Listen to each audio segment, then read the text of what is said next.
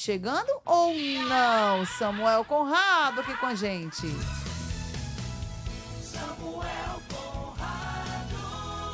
Fala, Gata Show, beleza, beleza? Beleza. Um ótimo dia pra você, pro Daniel Farias, Alexandre Mota, todos os amigos e amigas ligados aqui na TV Diário e também na Rádio Verdinha. O vovô de Porangabuçu anunciou ontem seu 5º reforço da temporada. Júlio César, zagueiro de 22 anos que estava jogando no América Mineiro, é mais uma peça que se junta ali aos outros defensores do vovô. Além do Júlio César, que a gente já vinha falando aqui desde a semana passada, que estava treinando no CT de Porangabuçu, tem o Ronald Carvalho.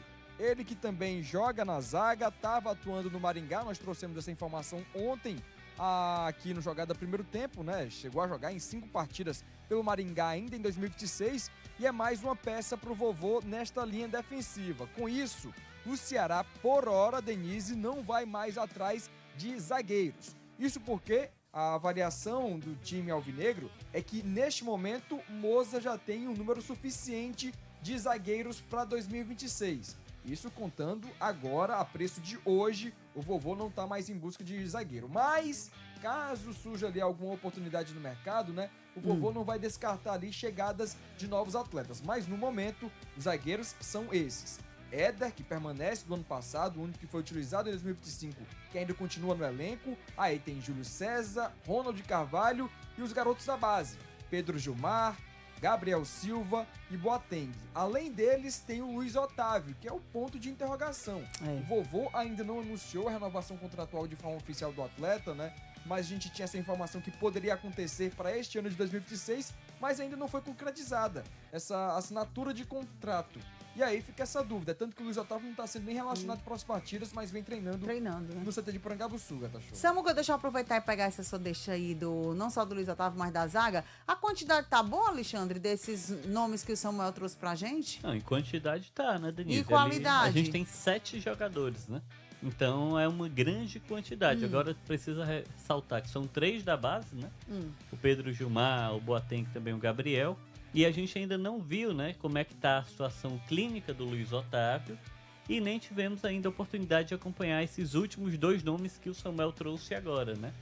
Tanto o Júlio, né, quanto também o outro defensor que veio do Maringá. Então são atletas, Denise, que não havia ali uma ampla cobertura da imprensa cearense em torno do futebol deles, né?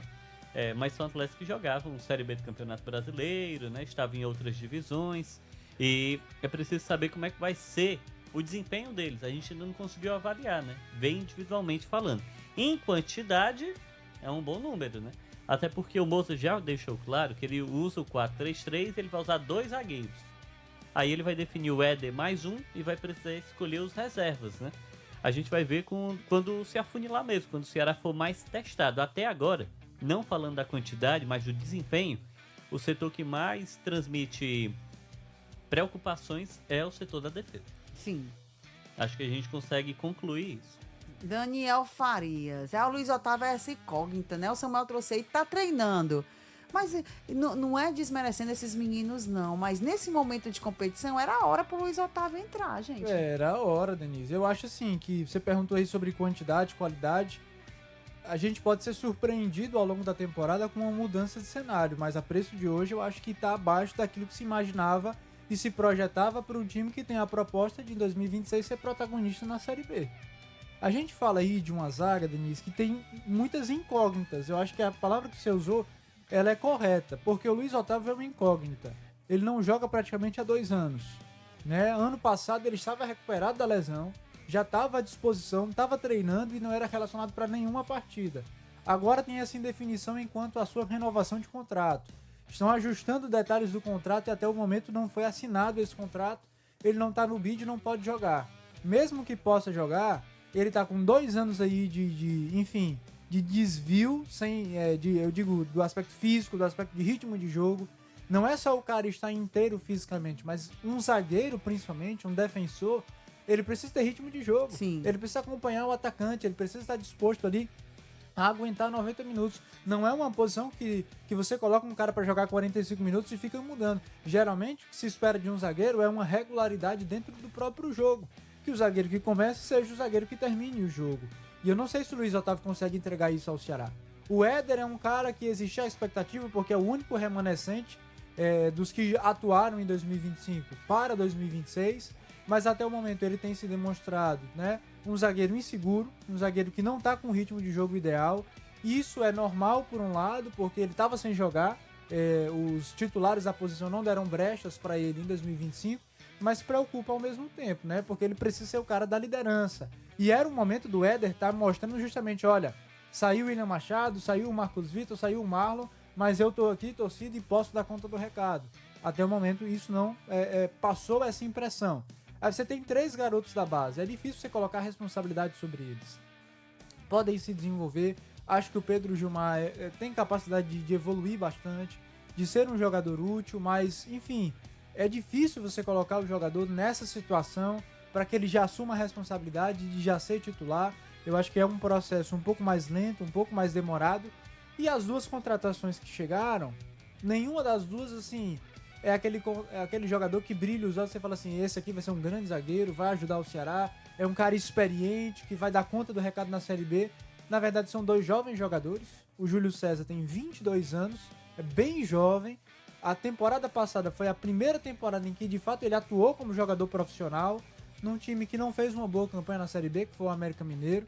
O Ronald Carvalho tem apenas 25 anos e disputou a Série C do Campeonato Brasileiro. Estava numa divisão inferior à que o Ceará vai ter pela frente.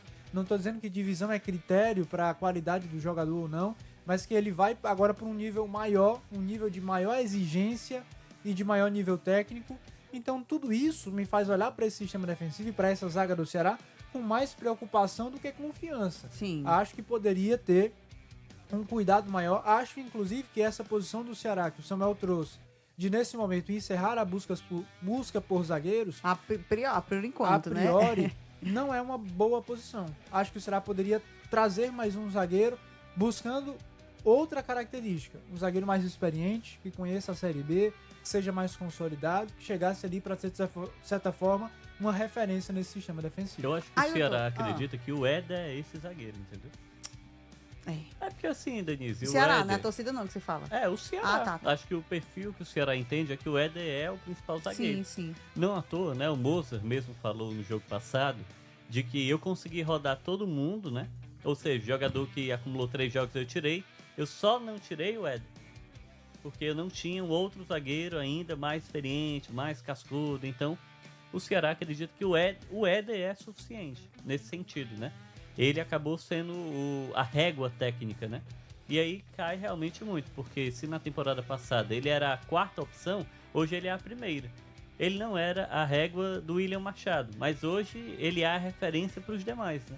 E isso causa essa situação. Eu não consigo ainda dizer, Denise, que tudo vai dar errado, né? Mas eu não posso falar isso. Mas é fato que, olhando ali para os zagueiros, né? Eu não tenho a expertise, né? Eu não vou dizer aqui que eu tenho conhecimento sobre como é que todos eles jogam. A divisão não é um grande parâmetro, porque quando o William Machado chegou, né, para jogar Série A do Campeonato Brasileiro, ele foi criticado não só porque jogou Série B, mas também porque era ali um dos jogadores que esteve no Ferroviário na Série C. E isso não era um parâmetro, a gente viu o quanto que ele se desenvolveu e quanto que ele conseguiu se apresentar. E sobre os meninos da base, é muito importante a gente ressaltar que nos últimos anos, o Ceará sempre conseguiu ter alguém da base jogando no profissional, né? Zagueiro mesmo. E todos foram vendidos. O Jonathan, o David Ricardo e o Marcos Vitor são 3 sinônimos, né? São 3 exemplos dessa qualidade. Mas, Denise, nenhum iniciou a temporada assumindo esse papel. Sim. Todos foram trabalhando com o profissional, galgando um espaço no profissional.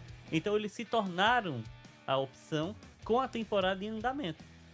Não era no início do ano, é você. Porque às vezes o cara não tá ali no seu estágio ainda totalmente maduro, em termos técnicos mesmo, né? De entender que fisicamente o jogador acima do sub-20 ele é diferente, o nível de intensidade de carga do jogo é diferente, o espaçamento dos jogos é diferente, a disputa, né? O tipo de enfrentamento acaba sendo também outro. Então são algumas características que acho que o Ceará ainda vai estar precisando avaliar. Para mim, eu repito, esse é o setor que transmite maiores cuidados e atenções nesse momento. Continuando aqui na defesa, Samuco Cristiano Alves fala assim, ó. O Ceará tem que contratar volante, ele fala, e principalmente mais 2 laterais. Olha essa, como é que está a situação das laterais, hein, Samuel, para análise aqui dos nossos amigos? Hoje o vovô conta com 5 atletas que atuam nas laterais, Denise. Pelo lado direito tem o Rafael Ramos, o Alex Silva, que vem sendo praticamente titular com o técnico Moza, né? Foi testado na maior parte dos jogos, em minutagem. E também o Aloísio, que joga naquela posição. Ele é um atleta da base que se destacou e a avaliação interna me falaram que o Aloísio é um jogador que deve ser observado durante toda a temporada. Foi destaque no Sub-20 e vai ser observado também no time profissional. Mas a prioridade fica ali por conta de Alex Silva e Rafael Ramos. Já no lado esquerdo, tem o Fernando, que este deve ser o titular do vovô ao longo da temporada, até porque teve ali um investimento de mais de R$1.200.000 que o vovô fez para adquiri-lo. E aí o Fernando tem espaço junto com o Eric Melo no lado esquerdo. Por hora, o vovô também, para as laterais, está tudo definido. Só que tem aquela situação de não descartar possibilidades no mercado da bola, caso tenha alguma mudança aí. O Moza avaliar que um jogador não está desempenhando tão bem assim para a Série B, pode ser negociado e aí o Ceará vai novamente no mercado em busca de novas contratações. Que ainda a quantidade e qualidade. Ô, rapaz, essas laterais. Demais, Denise. Eu acho que Todo principalmente... ano é um fuxico desse, né, Daniel? Demais. É um gargalo. Alexandre respirou fundo aí, ó. É um calo no sapato do Ceará, sempre as laterais. Seguinte, do lado esquerdo, o nível é muito baixo. Muito baixo. Né? O Fernando fez uma boa partida de estreia, o segundo jogo já não foi tão bom. Ano passado ele foi reserva do Atlético Paranaense, não conseguiu se firmar, um jovem jogador. O Samuel trouxe o destaque aí de que o Ceará fez um investimento que enxerga nele potencial. Agora, o reserva dele, que eu acredito que deve haver em quase todas as posições, um jogador minimamente próximo em termos de nível técnico para fazer competição. A gente comentou isso ao longo da semana em relação ao Luca, né? Isso funciona para a lateral esquerda também. Para você exigir do jogador que você contratou, teoricamente, para ser o titular, você precisa ter uma mínima competição pela vaga de titular. E não há essa competição porque o Eric Melo é muito abaixo do nível que o Ceará precisa e que o Ceará vai ter pela frente. O Eric Melo já mostrou isso nos jogos que ele atuou pelo Ceará, não se destacou em nenhum deles, nem nessa temporada, nem em outros momentos que ele defendeu o Ceará. Na temporada passada, sempre gosto de destacar isso, ele não conseguiu sequer ser titular no time que foi rebaixado para a Série C, né? Tava muito abaixo, né? Não foi útil lá na Ferroviária, que foi rebaixado para a Série C. Por que seria útil para o Ceará, que quer ser protagonista numa Série B? Não faz sentido. É uma incoerência, não se adequa. Eu entendo que o Moza quer aproveitar nesse início de temporada para dar uma chance, vai que o cara desponta, mas ele já deu mostras no primeiro jogo que não vai fazer isso. O Eric Melo é insistir no erro, não faz sentido. Então eu acho que o Ceará precisa ir em busca de outro lateral esquerdo, é uma posição necessária, né? Uma posição que o Ceará vai precisar reforçar, né? E eu digo assim, tudo bem, o Fernando ele foi contratado com a expectativa de ser titular, mas o Ceará sondou, por exemplo, no começo da temporada, o Zeca. O Samuel trouxe esse destaque no fim do ano passado. Um jogador experiente, um jogador com perfil de liderança, um jogador com 3 acessos consecutivos, um jogador que trabalhou com o Moza em 2 temporadas. Então esse sim eu acho que seria um nome interessante, que você olha e diz assim, tudo bem, na prática ninguém sabe o que vai acontecer ao longo do ano, mas no papel é uma boa contratação. A permanência do Eric Melo não é. O Ceará precisa de outro lateral e precisa até com certa urgência na minha avaliação. Torcedor, vai participando aqui com a gente, hein? Valeu, Cristiano Alves, que tá aqui conosco também, participando, falando sobre essas movimentações de mercado do Vozão. Já, Samuca, você volta com a palavrinha do Vina. Sim. Meia atacante Vina, que tá com tudo, hein, Samuca? Exato. Falando do Vina, mas ainda sobre o mercado da bola, tem a situação do Bruno Ferreira, né? E ele teve uma sondagem aí, o convite. Exatamente. O homem vai-se embora? Pois é, informação do Diário do Nordeste, Daniel Farias aí à frente da apuração. O Bruno Ferreira foi cobiçado, procurado por equipes da Série A do Campeonato Brasileiro, até mesmo do futebol europeu, mas ele disse que fica no vovô para este ano de 2026, Denise. Tá aí. Destaque aí do Diário do Nordeste, a informação aqui do Samuca, do Daniel Farias também. Ali no Diário do Nordeste ele recebeu proposta da Série A e do exterior. O homem é bom, Alexandre. O homem é bom. Isso, se você vê não é unânime. Se você vê os comentários, os comentários apostando de jogada, as pessoas estão querendo que ele vá embora. 90% diz assim, vem. Gente, eu gosto. Richard, assim, pra mim, é mais goleiro. Tá? O Richard é mais goleiro. Ou foi mais goleiro. Aí eu tô falando, a preço de hoje, o Bruno Ferreira tá melhor. Claro, porque o Richard é o ritmo, também tem que mas o Richard é mais goleiro que o Bruno, eu acho. Uhum. Sim. Eu acho, né? Ele é. Mas eu acho bacana, não é de se descartar, não. Se o Bruno Ferreira vai se embora, minha gente, aí lá vai o Ceará atrás de mais outro Aí goleiro vai aí. ser o Jorge, o reserva. Não, amigo, não dá.